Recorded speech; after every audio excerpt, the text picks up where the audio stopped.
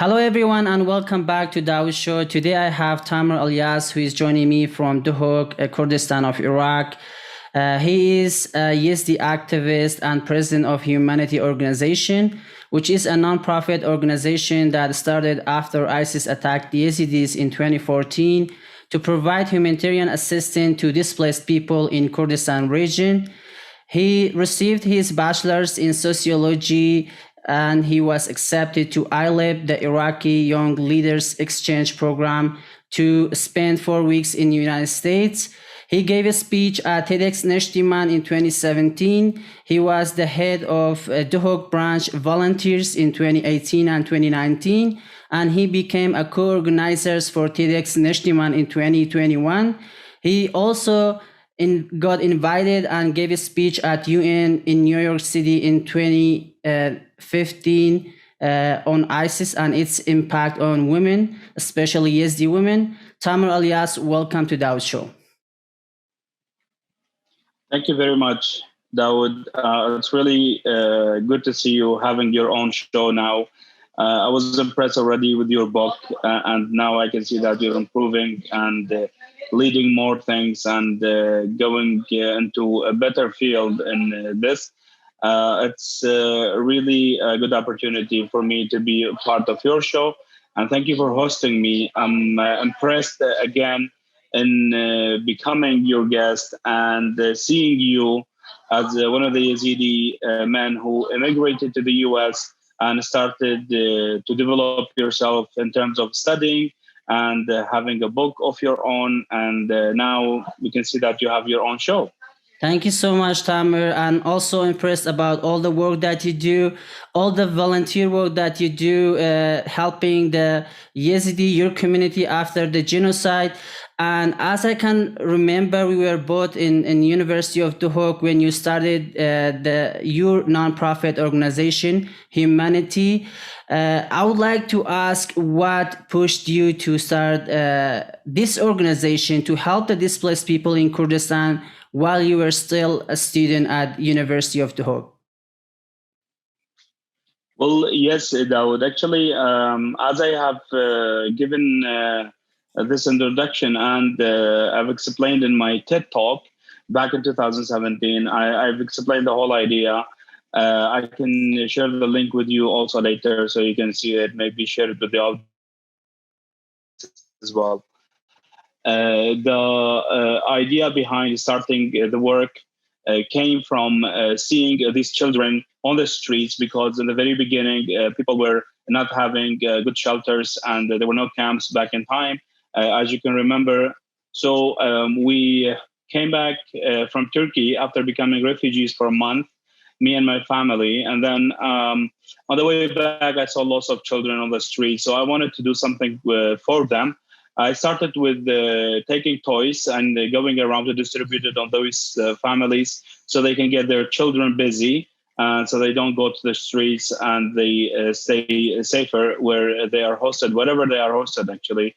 And all these unfinished buildings and all these tents over the side of the road and so on.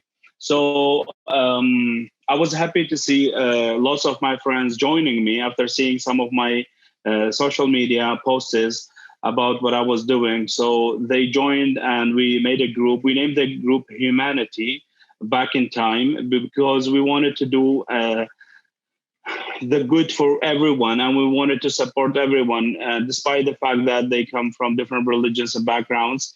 So we were making sure that we give our assistance to whoever we see and throughout our activities and projects, and whoever would come on our way.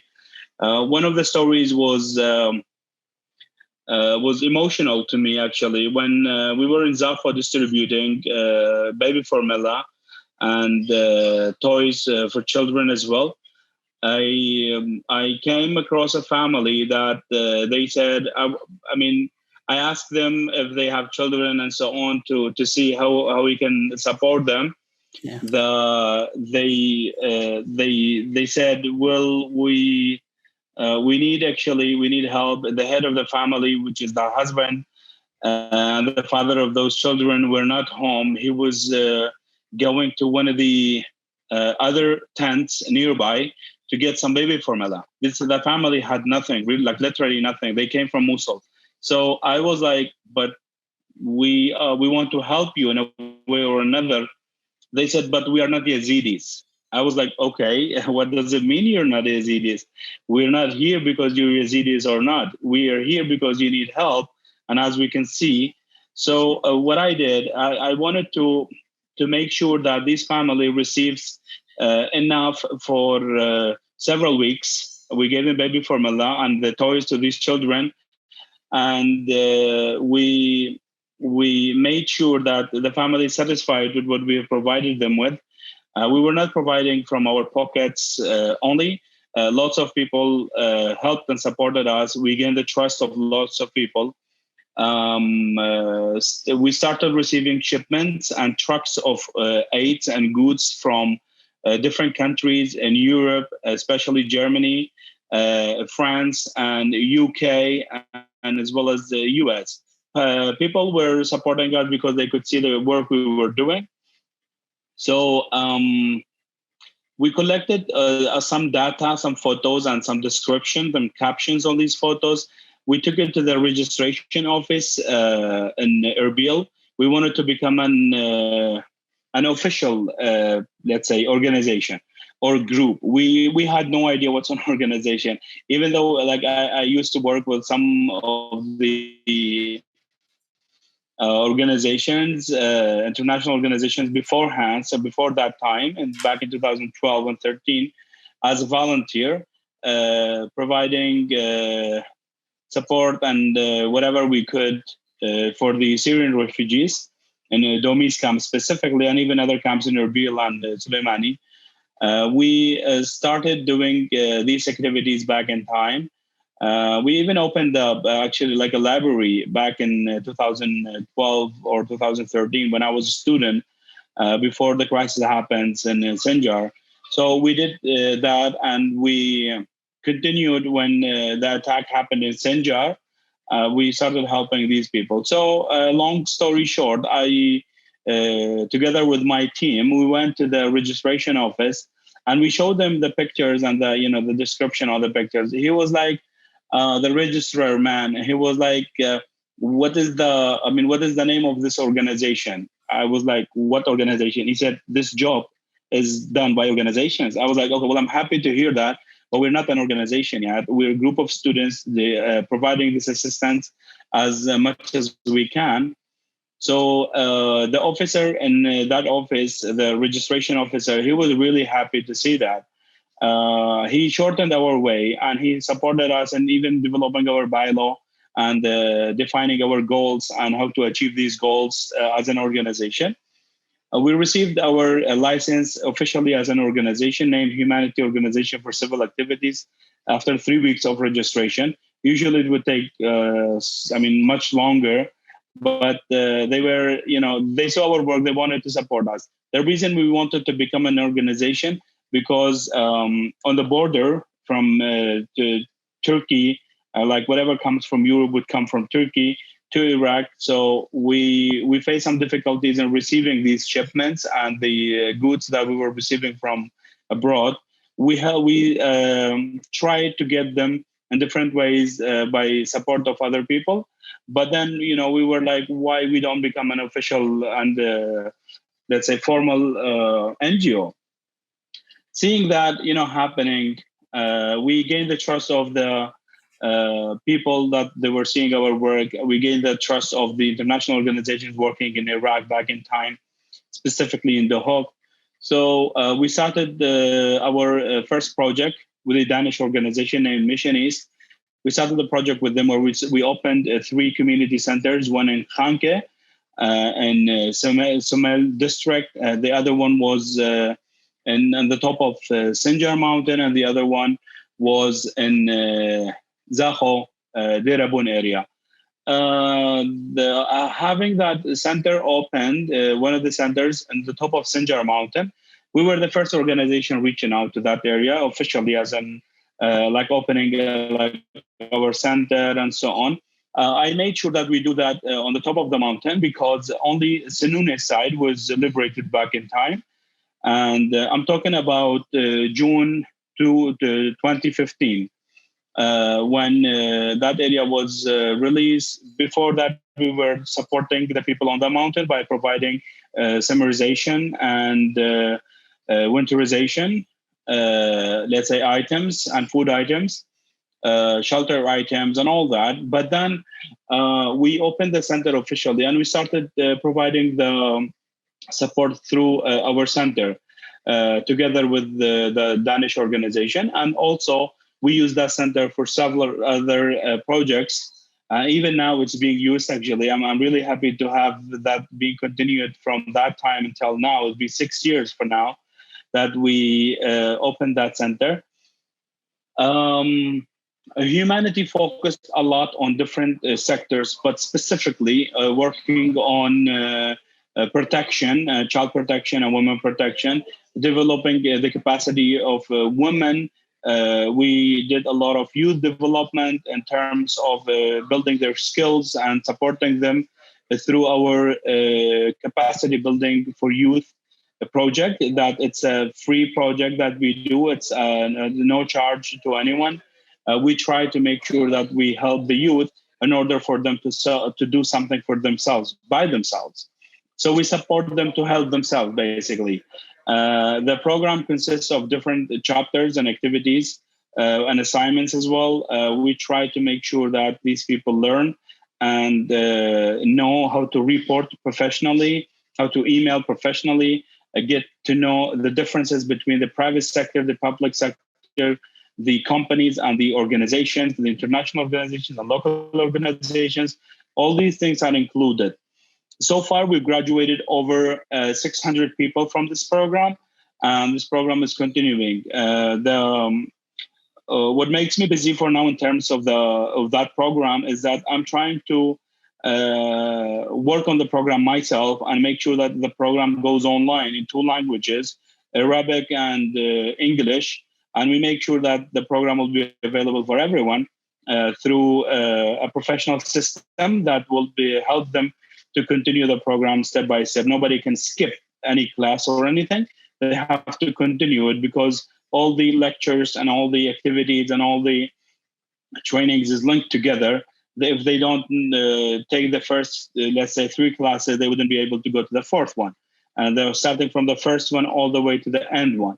The program consists of 125 hours.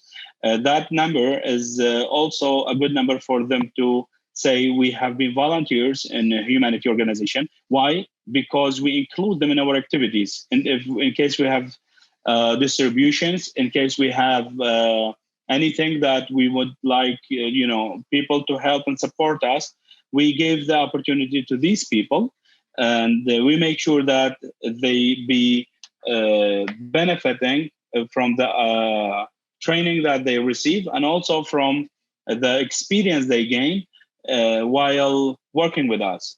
Not only learning academically or let's say by lectures and so on, they also get one-to-one trainings. I make sure that I do everything by myself. In case somebody comes, he or she says, I would like to learn about finance, or I'd like to learn about HR or logistics or any other departments in the organization, we make sure that these people work with our staff, that they're working in that program, or let's say that department.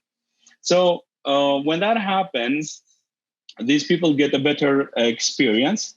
And as one of the people that supports youth, myself, I want humanity to become the hand that humanity did not find when we were in need to it. So we want to become that hand to support others, and so people can benefit from us and make sure that they are learning and benefiting and so on. Out of that number I spoke of, the over 600 people, I can say 80% of them are hired, and they have gotten the enough experience for them to be able to join other organizations, companies, and even private sector, and also the public sector as well. And more than 10 of them have opened their own organizations. And that really makes me happy that they were learning and they went to open their own, let's say, organization. Some of them they learned and they opened their own businesses. We have success stories. We share them throughout our projects. Everything is shared on our website. You can have a look there. You can see our previous projects and so on. So if I talk about humanity's activities and our desires in the future, I need days actually, not like one interview. We can make this as a series in terms of doing this. But I wanted to make everything short so people know what humanity is and what humanity does, as well as raising awareness about the need of the people. I'm sure you have different questions, but I want to raise this point that our youth need more support, and they need to collaborate between themselves, and they should come together in order to benefit from one another. That's part of my message to the youth as well. But as I said, these people need to come together in order for them to support each other and learn from each other's mistakes and success. Yeah, so if you give me all the time, I can give more information, but you can go on with your questions so we can keep track on the program.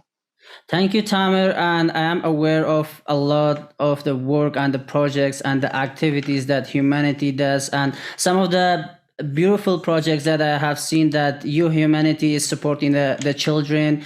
I have seen some projects like with coloring and some other stuff, also with toys for the kids. And I think the kids who are going through all these war, genocide, they are in big need for these activities, for that support, for that love that you in humanity is showing. And I'm so also impressed about humanity that you are not only Yazidis, not from this individual group or individual people. You have also people from different backgrounds, from different religions, and you are all helping and supporting the communities, the vulnerable communities under the umbrella of humanity. I would like to ask you, like, you have done so much with humanity and individually, but that didn't stop you also to become a voice for your people, and you got the invitation to speak at UN in 2015, and your speech focused on the ISIS and its impact on women. I would like to ask why you chose this subject, why women in particular, and what was your message? Yeah, well, and in terms of my speech at the headquarters at UN in New York, USA, we were invited back in time, me and a colleague of mine, Mr. Khadir Domele. We took one of the survivors, and we were raising awareness about the situation. We were invited by an organization.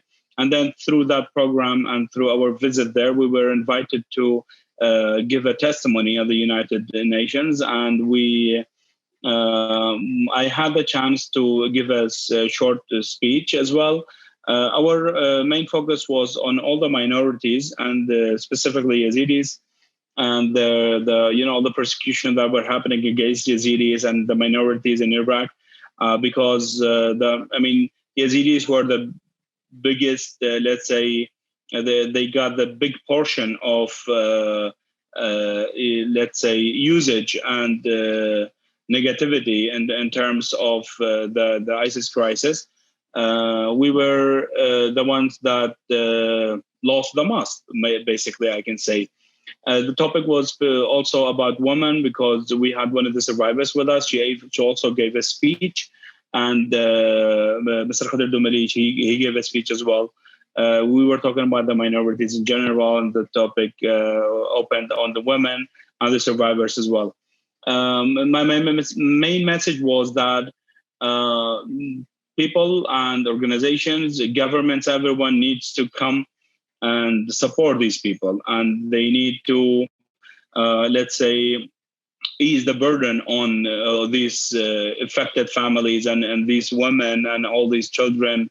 They're traumatized because not only those who have been captive by ISIS were traumatized, even those others, their families, their friends, and everyone was traumatized with that.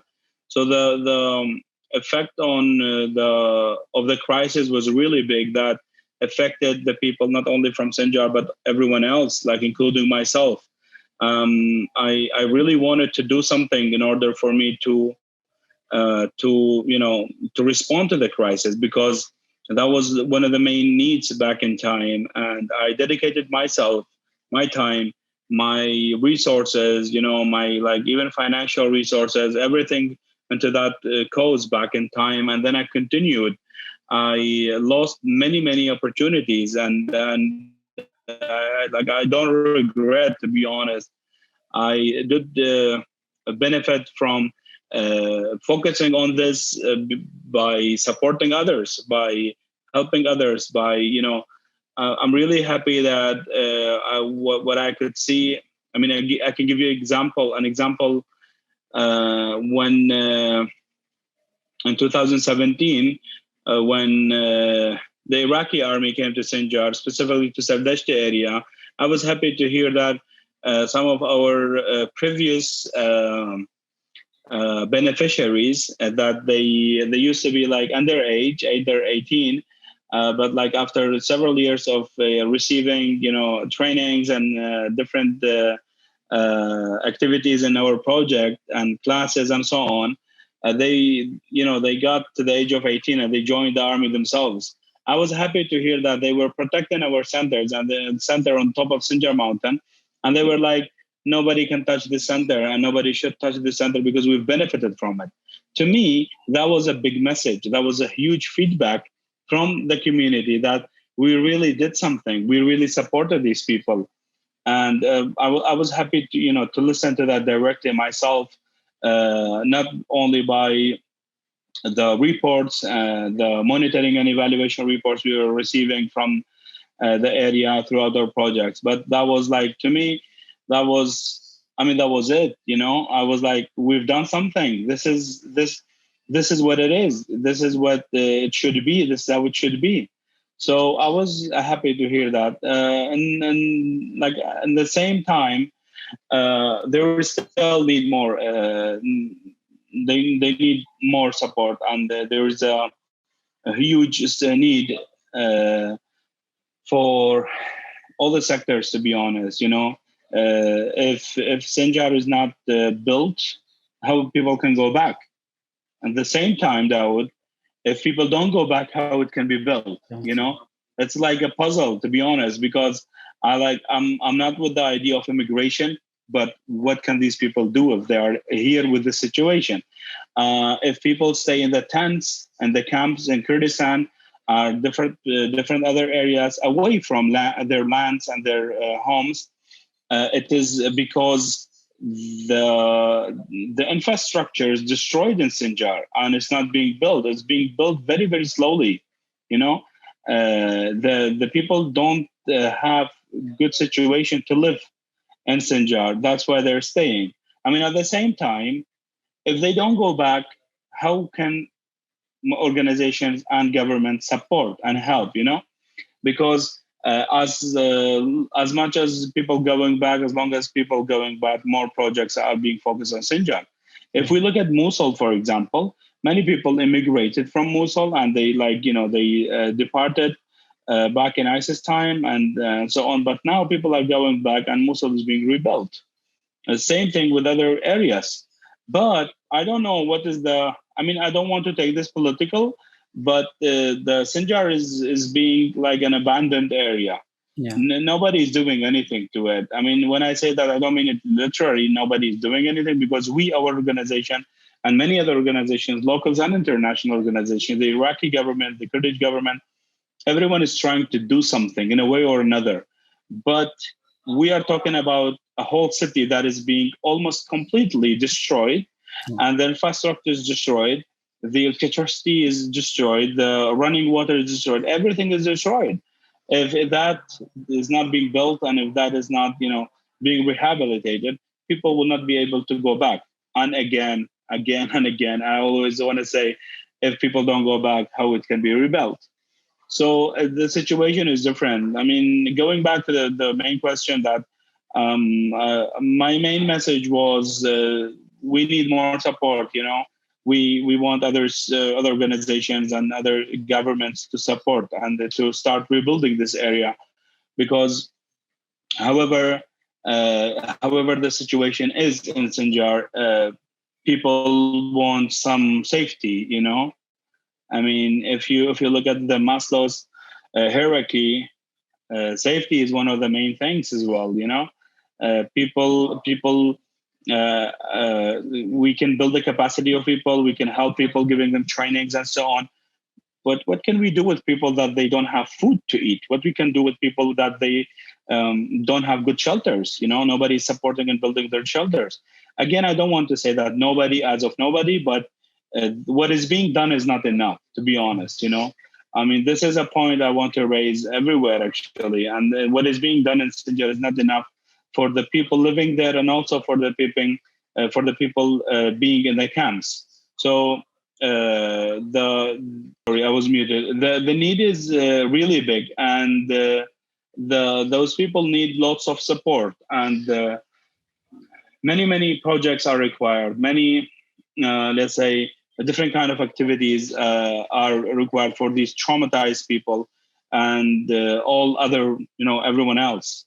So that's a thing. I mean, I raised it back in time. Again, I'm saying it now, that Sinjar needs to more support in order for us to that we can even tell people go back.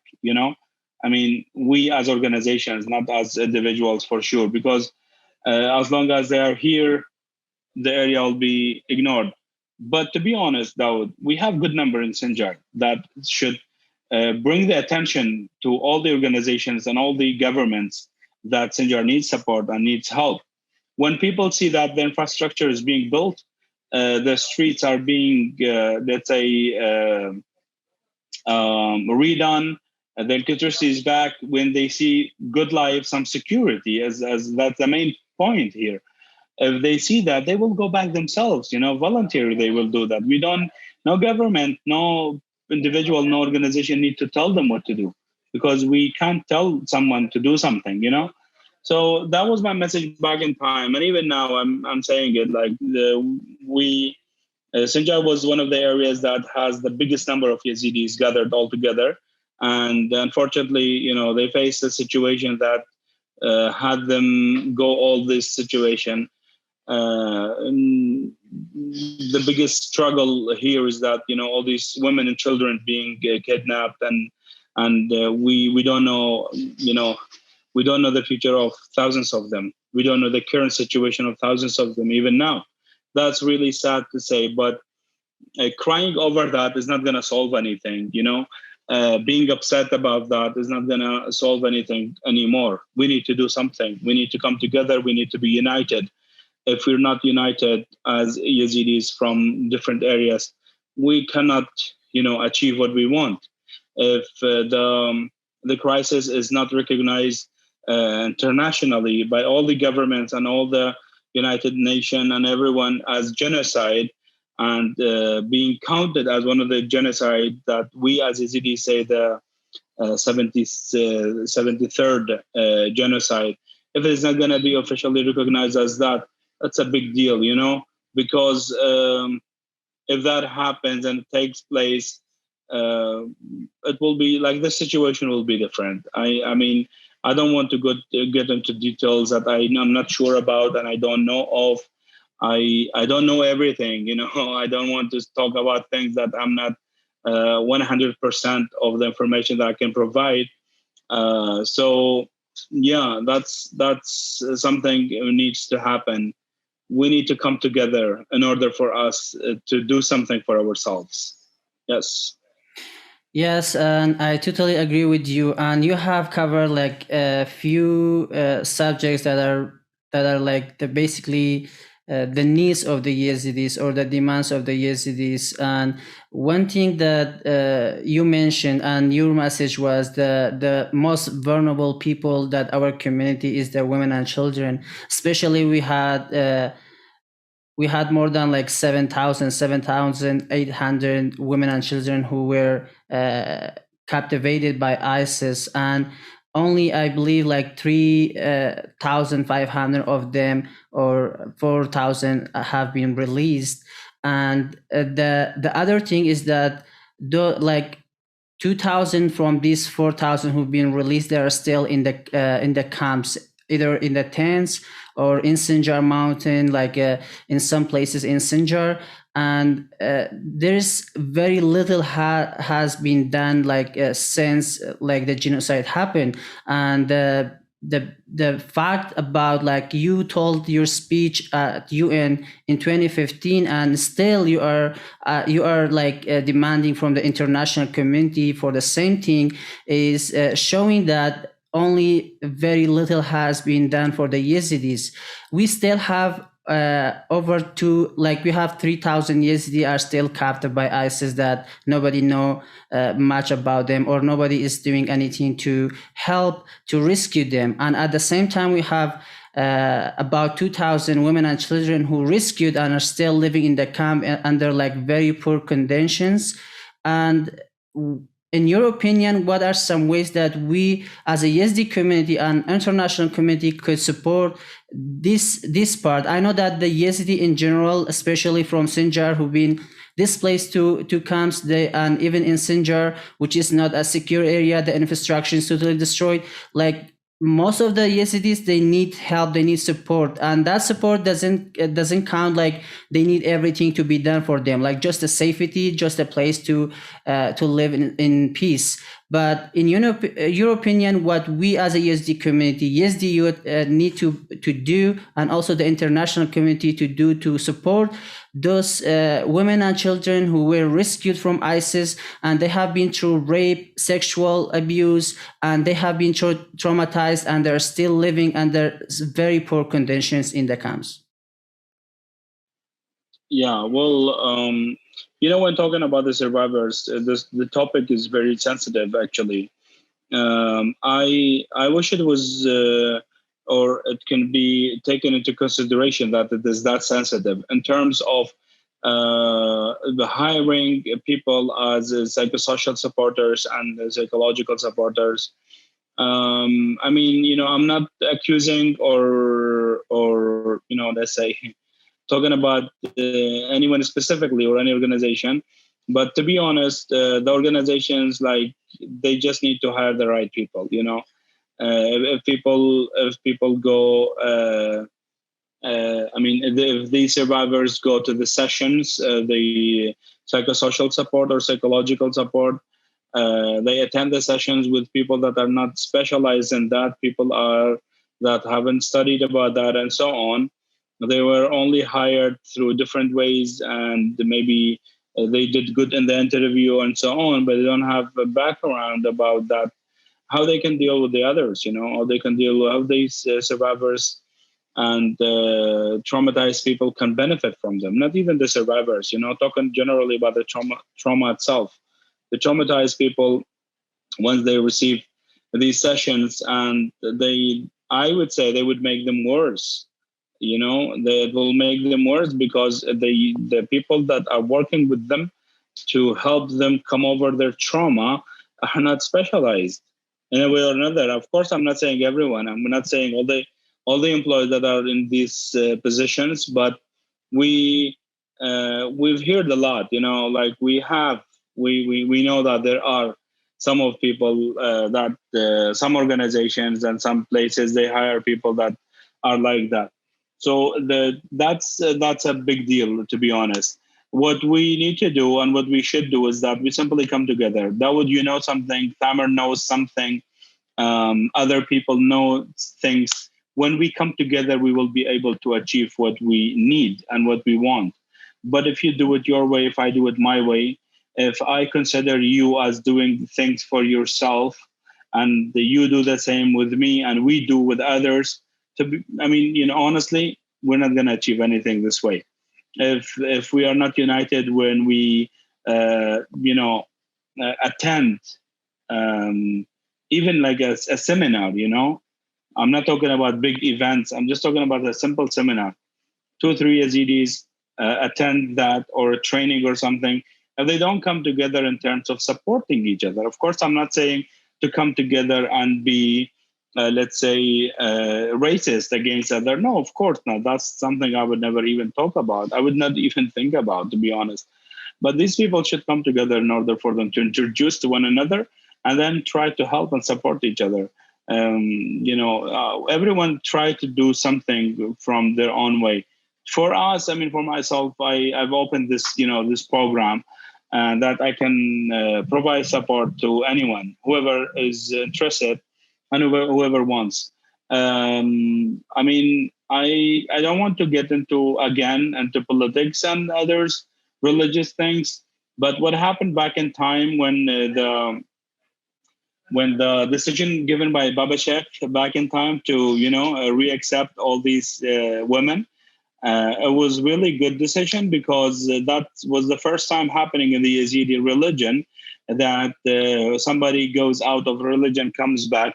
But because these people didn't go voluntary and they were forced to do so and to get out of religion and become other religions, specifically Muslims by force, we were really happy to see that the Yazidi leadership is giving a statement about that and opening the doors for them to come back. For sure, that's something we had to do. It is not a favor or something, but it was like a transformation. It was a change that we never see before. We've never even heard of it. I think the main thing needs to happen and take place is that the Yazidis come together in order for them to, support and help each other. As I said, the decision given by Baba Sheikh back in time was really a good thing happening. That was a big transformation in the Yazidi religion, because we never see something like that. We never even heard of something like that. But to be honest, if the Yazidi leadership, if the Yazidi youth, if the new generation, if the organizations, they don't come together, we will always stay in different and difficult situation, to be honest, because we simply need to come together. That's the main thing needs to take place. Me, myself, and Humanity organization, we are ready to be collaborative. We're ready to be supportive. Whatever we know, we've learned throughout the past years, that throughout our projects and so on, we are happy to support the organizations and support the other youth, other people, whoever required wants. So they can join our program.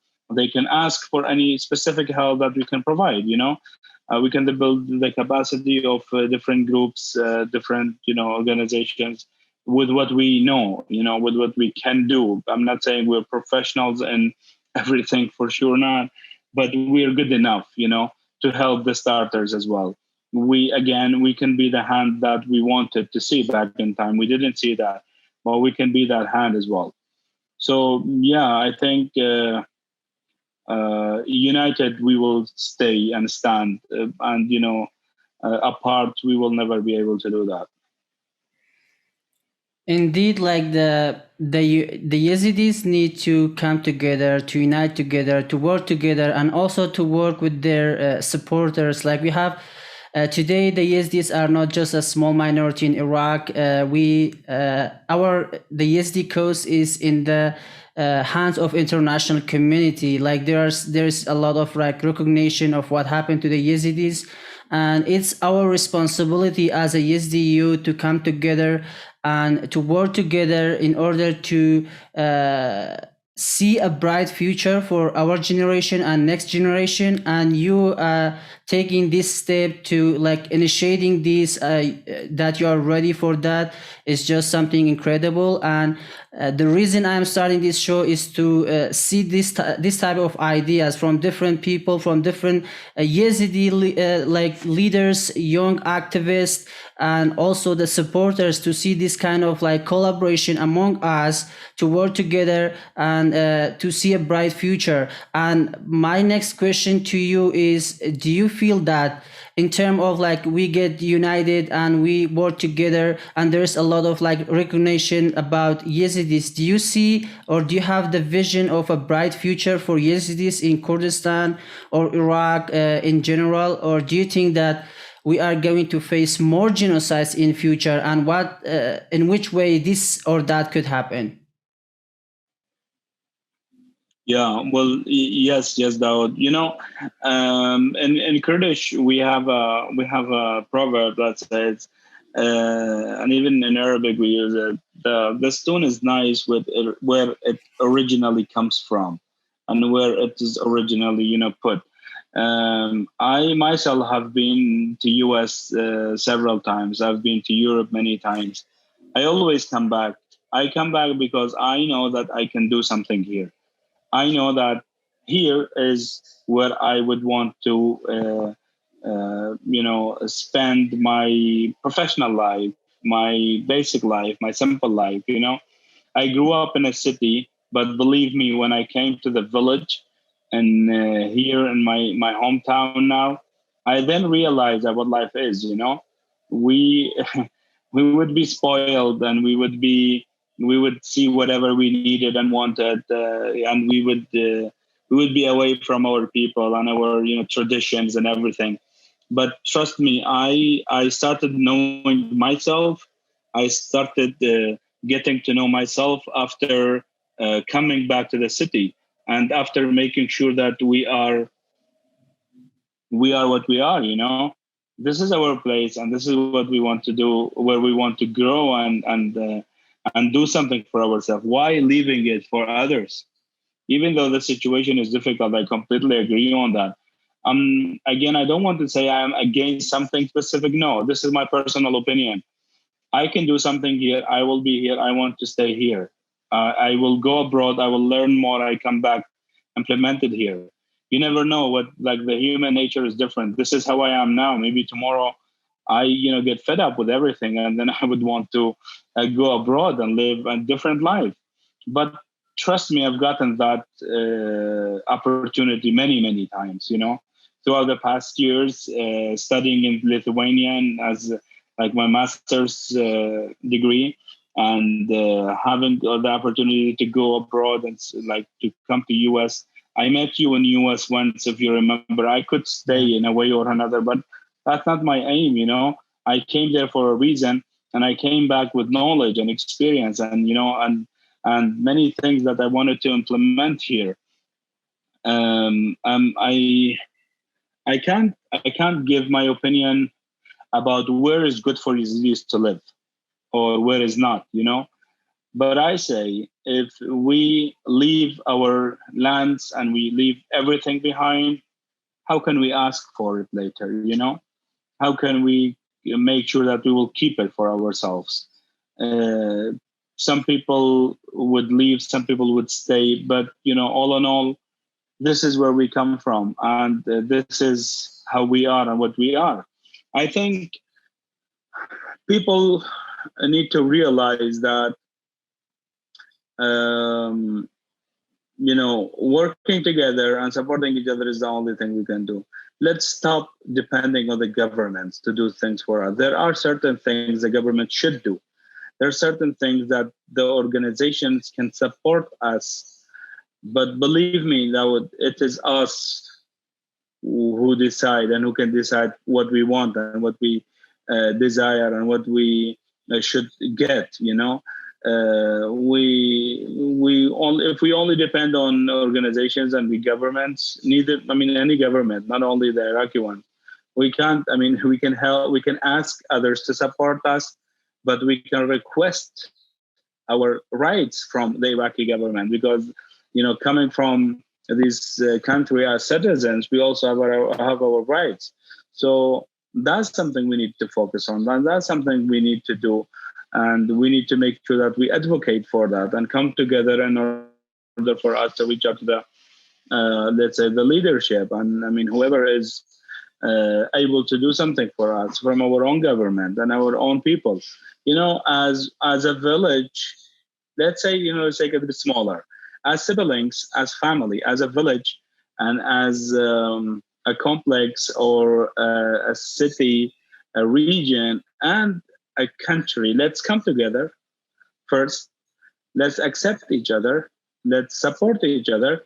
And then we can request this support from even other people. When people see the Yazidis are being united. The Yazidis are coming together. They have the same goals. They have the same demands, and so on. They will know how to help us. They will know how to support us. I'm never with the idea of saying this person is from this area, this village, or that village, or this region, or so on. I don't even have the mood to talk about the nationality and all these things. We're human beings. We come from a specific area. We come from a specific country. We as human beings have our rights. Let's know our rights, and then we can ask for them. Asking for things randomly is not a choice for us to do. Requesting support and wanting to flee away and go abroad and go to different countries and so on, I think that will be negative to the remaining Yazidis, in Iraq and everywhere, because it's out of my hand. When I go to live in a different place, I'm not gonna forget my let's say my traditions and everything, but eventually they will be forgotten. I will be focusing on different things. When I have a family and I am getting busy with my children and so on, I'm gonna be busy with that. I'm gonna focus on getting enough, let's say, getting paid and getting enough food and so on for my basic life needs, and make sure that my children are getting better. I'm going to forget eventually about the traditions and all these things in a way or another. I'm not saying everyone will do that, but that's something I say. If we want to do something, we have to do it ourselves. We have to come together in order to demand for our rights and ask for what we should get, simply. And I can hear you and I can understand you and feel like what you are saying. In way and another, we as a Yazidis, we have our own land, we have our own city, we have our like even religion places, we have our own music, tradition, culture, and we should always keep that, and we should not like just simply flee away. But also like I have seen like after the genocide, many Yazidis like they just left hopeless. Like there are some opportunities like in Iraq, and if you really want to do something, you always can do that. And I believe in that vision, but also I am with the idea that some Yazidis they could like just move to abroad to explore more, to get more knowledge, and then get back to their community, to their culture, not just to live and disappear in other countries. So I totally agree with some part, and also I believe that we Yazidis, we should always look for knowledge and better opportunities, and also as you are doing today, and you also been to other countries, to come back and contribute to our community in way and another. A different subject, you participated in TEDxNishtiman as a speaker in 2017, and then you became also a part of TEDxNishtiman. You are now a co-organizer for TEDxNishtiman, which is like I believe is like a huge foundation that that's happening in Kurdistan to host a lot of people with experience like TEDx, and that's really incredible that you as a Yazidi activist also a part of TEDxNishtiman. Can you tell us about your experience, how you started with TEDxNishtiman?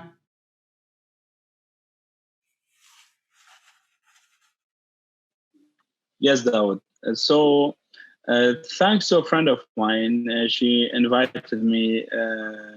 She offered me actually, Helene, my friend. I always need to say that we should not forget what who supports us. That's something I say. She called me and she said, "Thamir, I know you. I know that you've been active and you have ideas, and because TED is all about ideas, as we know." She said, I know you have ideas, and I know you, and I've seen your work and so on. Would you be interested in joining TEDxNishtiman and to give a TED talk? I was like, of course I would, because that was a really good opportunity for me to participate. As I to be honest, I never heard before that. I didn't hear other Yazidis doing that. Maybe there were, like, I'm not saying I was the first one or something, but I didn't, like, I was happy more about that I'm, as a Yazidi person, participating, not as the first or second, or but as a Yazidi person, simply because TED is a huge event. It is around the world. We have many famous people and high level people and government people. Everyone, we have them participate in and giving such talks. So uh, getting that idea, I honestly, I focused on the idea, and I left everything behind, and I may put my main focus on that.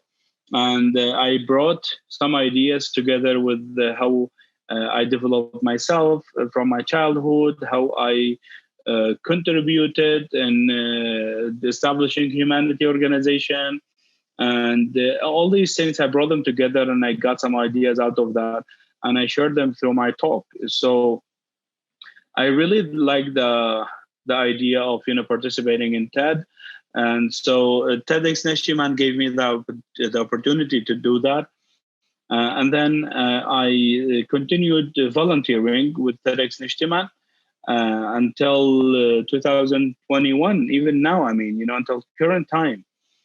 Even now, we're trying to work on TEDxNishtiman 2022. So developing my skills throughout my masters, throughout my experience and knowledge and everything, all my traveling, gaining all that trust and experience and knowledge. I brought them together, and then I gained the trust of the leadership of TEDxNishtiman, and I was invited to become a co-organizer. Basically, a co-organizer is is different with the organizer only by name, to be honest. Because we have to do everything together, and we have to know everything.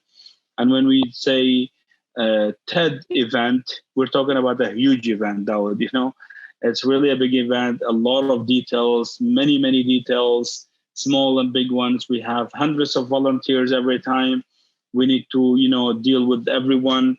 So I gained that experience, and I wanted to give it to others, to be honest. I tried my best to support others. I tried my best to be beneficial to everyone that even talks to me or works with me or anything. So that's a really good thing. I have a surprise coming up, maybe soon, maybe later. We can say sooner or later, connected to TEDx. Some of my close people know about that, but I'm working on it. It's been 2 years, actually. I'm studying it, and I wanted to do something. I don't want to share more about that. That will be released when it is the right time for it. But it's a good thing, and it's a really good thing. That's what I can say. And so, yeah, I wanted to participate. I wanted to be supportive. I wanted to volunteer. Even now, Dawood, you can't imagine. Many people don't understand the term of volunteering, in the right way. And they say it is paid or not paid. They say it is using us and so on. Trust me, it is not like that. Volunteering is a completely different story. I have I am leading an organization. I have my different businesses, and I still volunteer. Even this event in TEDxNishtiman that took place in 2021, I was a volunteer. Simply, I was in a different position, yet I was a volunteer. So my message for people would be, volunteer, work, learn, get experience, get knowledge, support others, help others, come together, and so on. Yeah. And that's for a Yazidi young activist. That's really amazing, and it's really makes me happy to see a Yazidi young giving all that energy, giving that all that positivity to his community, and also sharing with the other communities. I was going to ask you if that's not a surprise. I would like to see a Yazidi, also other Yazidis to become part of TEDxNishtiman, or like some foundations like that, to see Yazidis grow more and learn more. Do you think that there is a chance like for Yazidis to participate as a speaker or become part of Nishtiman in like 2022 or in future? Well, of course there is, because TEDx, TED in general, TEDx is, and TEDxNishtiman specifically, is open to everyone. It's an application. People apply, they give an idea. We have a selection committee, and we select our speakers based on that. So it doesn't work as of this is a Yazidi or Christian or something, let him or her participate. Trust me, it is not like that. I am one of the committee and the jury for the selection for the past 2 years, I can say. I know everything about it. I know how it is taking place and so on. So not only in TEDxNishtiman, but even other events and so on. I think it depends on the person. Dawood, if you want to go somewhere through me, don't go there, because you're not good enough to go there, but you have depended on someone to take you there. Trust me, I see it that way. I could be wrong in a way, but this is how it is. You need to find your own way. We can, as much as I can open the roads for people to go in different events or something, if I am not if I'm involved, but if I know something about it, if I know the criteria of participation inside that event or so on. Not only TEDx, as I said again. It is, to me, seeing others rising and developing and so on, improving, it really makes me happy. Believe me, I was really happy to see your message and to see that you have your own show. For me, it's an achievement. It's an achievement for me also, to see a Yazidi person, getting to somewhere and starting a new idea. I mean, you don't, like, this is your own YouTube channel and your own show, and everything is being directed by you. The scenario, the questions, everything is you. The editing, the post interview, everything is yourself. So I'm happy to see that. I'm happy to see someone is doing something for himself. That's how I can call it, Dawood. This is how it should be, to be honest. If people want to get somewhere, they can go there. They can try to go there at least. And if they don't know the road, they can be guided. But if they are being taken somewhere, believe me, that's not success. That's not anything more than cheating on themselves. That's what I wanted to share actually about that, because I mean. If you are good enough to go somewhere, you will go there in a way or another. Now, if you're good enough, if you have the energy and the capacity and the time and all, what it takes to open this show, you will open it, and here you go. And it's the same case with different topics and subjects. I will support any idea that comes from anyone, not only Yazidis, but anyone else that is good, and it goes with the TED rules, and it is a good idea for the entire world, the community. It's going to be the solution for a problem that we have in our community or even in other countries and so on. I will be supportive to that, of course. I will never support anyone because they are Yazidis. I will not support anyone because they are my friends, No, I don't do it that way. That's the wrong way to do so. To me, this is how it should be. Get yourself into where you want to get, simply. If you need Thamir support with whatever Thamir can help with, Thamir will be happy to do that. If you need support from other people and if you need information or anything, I will be supportive. But I will never be able, and I would never do that because I don't want to do that, to take someone somewhere just because of their religion or background or that I know him or something. No. To me, it is that somebody has a good idea. That idea could be a project, could be a solution, could be anything that will benefit the community and will be the solutions for a problem in our community or a global issue. Welcome. That will be welcome. Welcome to not only TEDxNishtiman, because I was part of that back in time. I mean, maybe in 2022, I will not participate. Maybe I will not be. Maybe they will be giving a chance for other people to participate, and I will not mind that for sure. Because I mean, I'm not owning the participation. I'm happy to participate as a volunteer always because it's something really good. It gave me about 5 years of experience now. I'm really happy to know all that and, to do event management, to know all these details, the very simple details. Um, yeah, I participate as a speaker and then I become a co-organizer. Imagine, like, it's a transformation from a position to another.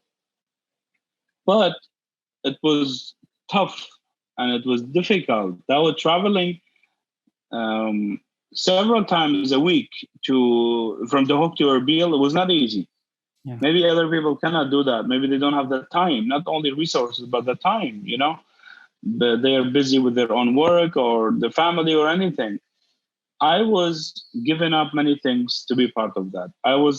Believe me, I was leaving my jobs, my business and my job or my anything, and I would go to volunteer, because I wanted to learn more. In order for me to help others, I need to learn first. So that's what I was doing. And that's what I'm always going to do because that's how it should be. Yeah. And that's wonderful. And I want to ask you because I want you to tell about the process also, like how it took like you from your time, from your energy, from like leaving your job and to go and volunteer. And we would like to tell our community. And when we say our community, when we say Yazidi community, here we don't refer to a group or a religion, but we refer to a community that have been through a lot, and it is important that we work on ourselves and we improve. And the idea that like the taking the volunteering work and improving, this is a part of building yourself, and it's not taking your time, but it's adding up to your knowledge, to your experience, and it gives you more confidence, more experience to be a better yourself in future. Thamir, I know. Dawood, sorry for interrupting. I wanted to add something. Yeah. I wanted to mention. I mean, based on what I could do back in time, being a speaker every year, being a volunteer at TEDxNishtiman, even last event, which was this year. How I was trying to help others. Each head of department or section in the event, or each volunteer had the opportunity to invite some of their family members or friends or so on. Because my family lives in Germany and I'm all alone by myself here, I didn't want to give up on that opportunity. I don't want to mention names, but I was inviting my friends that I could see something in them, that I could see they will benefit from this. I didn't invite my cousins or friends that I was not sure or how they will benefit or so on from this, participation and becoming an audience, coming to attend and becoming the audience for the event. So I was focusing on inviting the people that I know they will benefit from it, and that could be a reason for them to participate in similar events and so on. I was trying to invite whoever I could that I was knowing they will benefit from it, and something um, made me feel right about my decision was that I invited some people, some friends that I was very late in inviting them, but they took the initiative. When they came, they participated. They woke up early. They came through all that crowd. They went to lines, They took. They took it seriously, and they did by the rules of the event and everything just for them to participate. I was happy to see that, because to me, this is how it should be, and this is what it is. Because if you really want something, you need to give up some other things if you have to. I mean, not literally, but if you have to give up on something, you need to know which one is better and how it will be better for you. If my opinion will be taken, and if will be asked for me to suggest speakers, I will be happy to suggest some people. But again, everyone should know that they should come up with an idea. They should come up with an idea, share the idea with me, because they will have to share it prior to the event anyways. They have to fill in an application, and they need to give a brief about their idea, and they need to do it by the rules. So if we see that they are not doing it in the right way and we like the idea, we will correct it for them, whoever that participates. But even if my opinion will be taken to suggest speakers, I will suggest those people who have ideas. I will not suggest anyone because they're Yazidis. I will not suggest anyone because they're my friends or somebody I know. But I will support those who have ideas, because that's what TED is about. TED in general. Yes. And that's an initiative from you to support and also encourage those people who have ideas to apply for TEDxNishtiman for 2022. So if you have an idea, if you want to speak up, if you want to show people what the potential you have, and also if you'd like to take the initiative, so you can apply for TEDxNishtiman. Thamir, for me, you are an example of a successful Yazidi activist, Yazidi person, and also a human being. What's your last message to the whole community, like the community in Kurdistan and Yazidis youth in particular, because you have a lot of experience, a lot of knowledge, and thank you for sharing all the ideas, all the knowledge with us, and also supporting the youth and taking all these volunteer work to help the displaced people in the camps. Thank you so much for coming on my show. What's your last message to youth in Kurdistan and Iraq in general? Well, thank you, Dawood, for giving me the opportunity to participate in your show and become part of it. We are in a different, we are in a different situation now.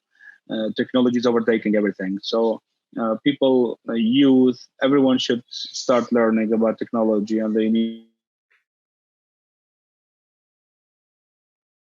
to just use smartphones or computers, or at least how to use them, because technology, as I said, is overtaking everything. So that something needs to happen. And the youth need to depend on themselves more and develop their skills more, learn new languages, learn new skills, develop their own skills, and be dependent. They need to depend on themselves. And I really don't like the idea of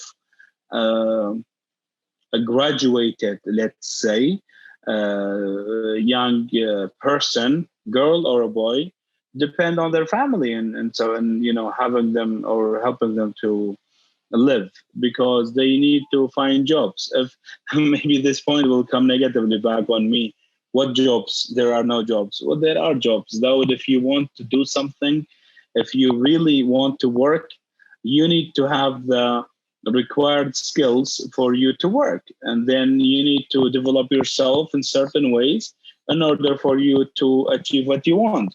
So if you want to find a job, you need to know why, and you need to know what job, and you need to know what are the requirements for that job in order for you to do it.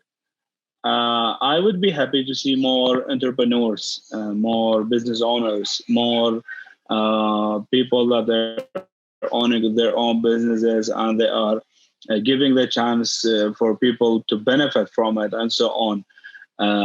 Being an employee is not shame. Being a worker is not shame. Not everyone is able to, have their own business. I understand all that. But if you have a dream, try to get the capacity to achieve it. Don't just, dream about it, Dream about, keep dreaming, keep learning, keep, getting experience and knowledge, and then use all that and do something for your own self and for your community. That would be my message, Dawood. Thank you very much for hosting me. This is an incredible idea that you came up with. I'm really happy to see you again improving and getting to this level of having the courage, the confidence, the trust, all that to open your own show. That's really incredible. Believe me, that's not easy. I wouldn't be able to do that. I wouldn't maybe have the enough confidence or time, or in different ways I might not be able to do that. So this is really good. I'm happy for you. If there would be any ideas coming through your show that will be supporting youth, anyone.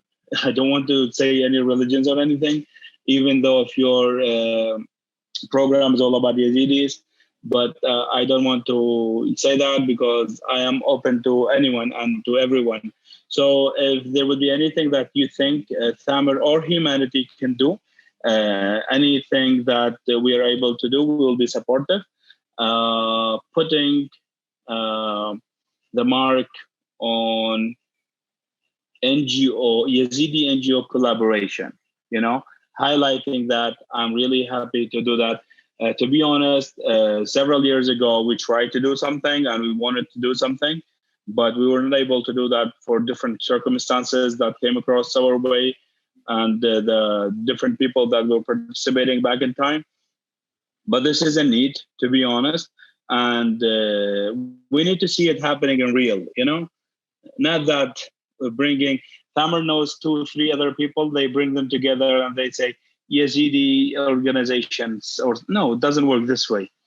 Let's be united. Let's know what we are doing. Let's know what is humanity's focus, what is A organization, X organization, Z organization, whoever. I don't want to bring names or highlight any names, but let's say everyone will know what to do. When we apply for funds, we will apply as organizations. We will not apply as Yazidi organization. There is no donor that comes to help someone or an organization because they're coming from a specific religion. We need to, we need to get cultured, and we need to get experience and knowledge with all these details. We need to know what's a donor. We need to know what's a government donor. We need to know all these differences and so on. I'm not saying we don't know them, but we need to know them in a real way, not something I heard from here and there, something they heard from there and here. So simply, let's do that. I'm going to be happy to be part of that as a volunteer with anything I can do. Believe me, I'm not saying this only for the audience or because of your show. No, let's have an idea and see who will be first one there. I started an initiative before. I am ready to start on a new initiative as well, and to start, coming together and doing something, not only as Yazidis, but as youth and as people who have the desire to develop their community. Thank you again. I really appreciate that. Thank you, Thamir. Thank you. I wish you good luck. Yeah, thank you for all your thoughts, ideas, and also taking the initiative to see if we as a Yazidi community can come together and work together, and especially the NGOs, to help the vulnerable people, to help the displaced people in the camp. And thank you so much for being on my show and also on your feedback on my show. Thank you so much.